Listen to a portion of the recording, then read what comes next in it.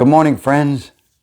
I'm Wayne, and I'm an alcoholic. Today's daily reflection for 28 November 2020, attraction, not promotion. Let's go. All right, folks, let's do this. Attraction, not promotion. Through many painful experiences, we think we have arrived at what the policy ought to be. It is the opposite in many ways of usual promotion practice. We found that we had to rely upon the principle of attraction rather than the promotion. 12 Steps and 12 Traditions, page 180 to 181. While I was drinking, I reacted with anger, self-pity, and defiance against anyone who wanted to change me. All I wanted then was to be accepted by another human simply as I was, and curiously, that is what I found in AA. I became the custodian of this concept of attraction, which is the principle of our fellowship's public relations. It is by attraction that I can best reach the alcoholic who still suffers. I thank God for having given me the attraction of a well-planned, established program of the steps and traditions.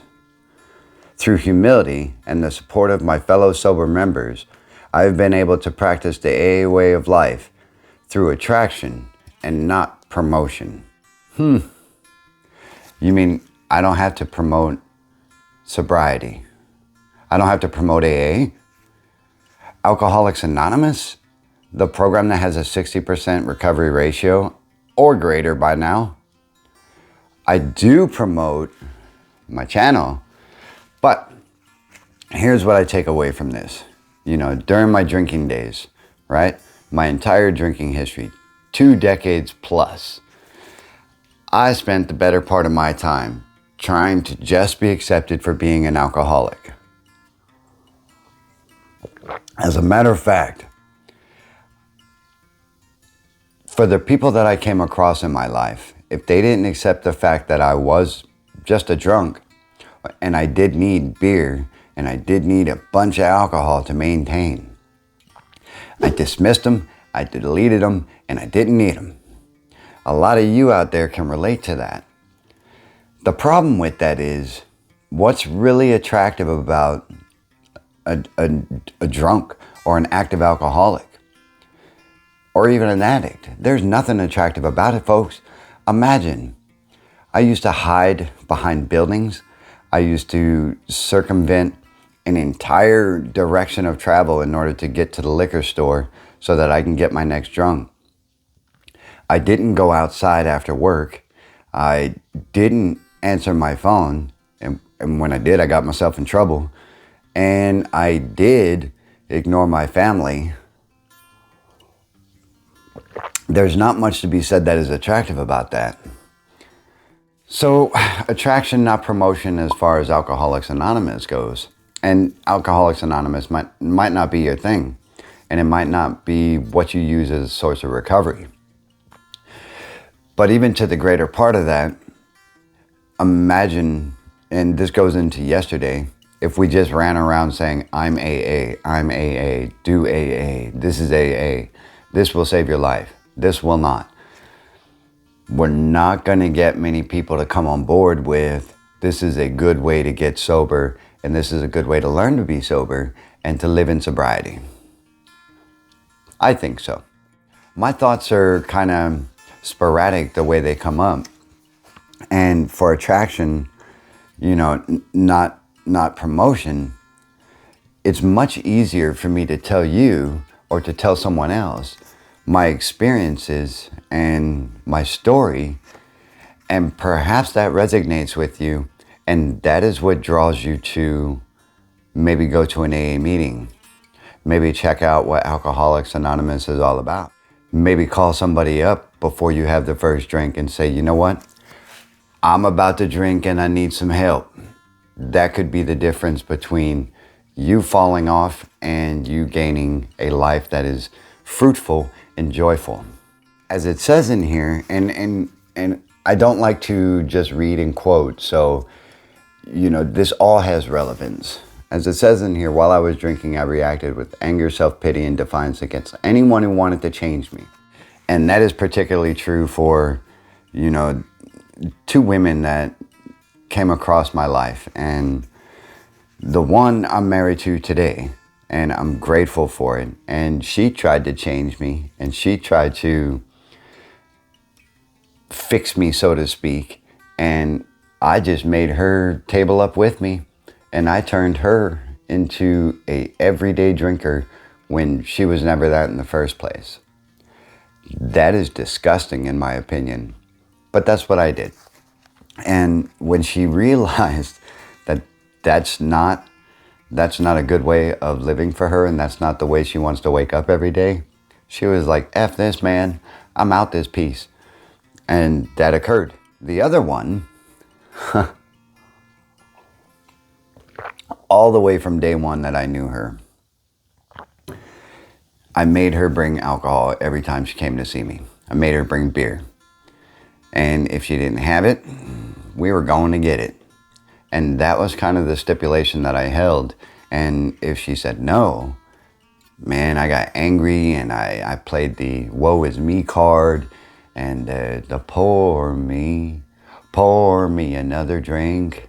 Yo, I am not going to be on American Idol, but you get where I'm going with that.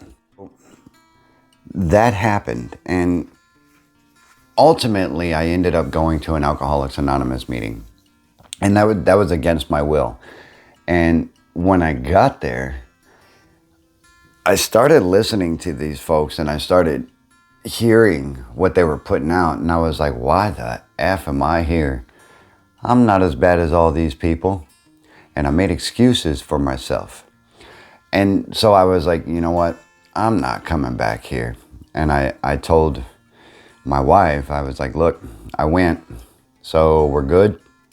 And she was like, no, we're not good. You're still just a drop dead drunk. And later on in the future, nobody begged me to go back. Nobody begged me to take stock of myself, and nobody begged me to be accountable for what I was doing. What attracted me back to Alcoholics Anonymous was the fact that they were happy.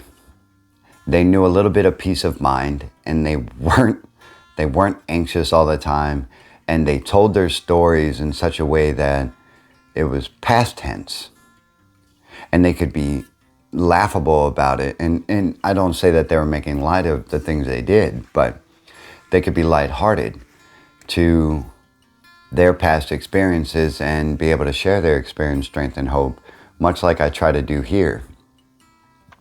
And that attracted me back, and I wanted to know, how the hell are they so happy? What keeps them moving? How could they get up at 6 in the morning voluntarily and just go do something that they haven't done before? That's what I wanted to know. And so I ended up going back. I ended up going back to AA, and I ended up, opening that book right there.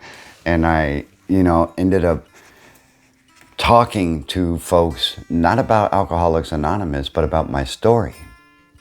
And in turn, I found that they open up about theirs. So instead of me gloating about the newfound sobriety that I had, it was much easier just to tell them my transformation and my evolution, and let it sit with them and see what they think of it, and see if any of it is in common with their own experiences. And that is how Alcoholics Anonymous grows. That is how Dr. Bob and Bill W., the co-founders of Alcoholics Anonymous, that's exactly how they met. So, food for thought, folks. That's something to chew on. I hope you guys have a great day, and I hope that you were safe on this past Black Friday.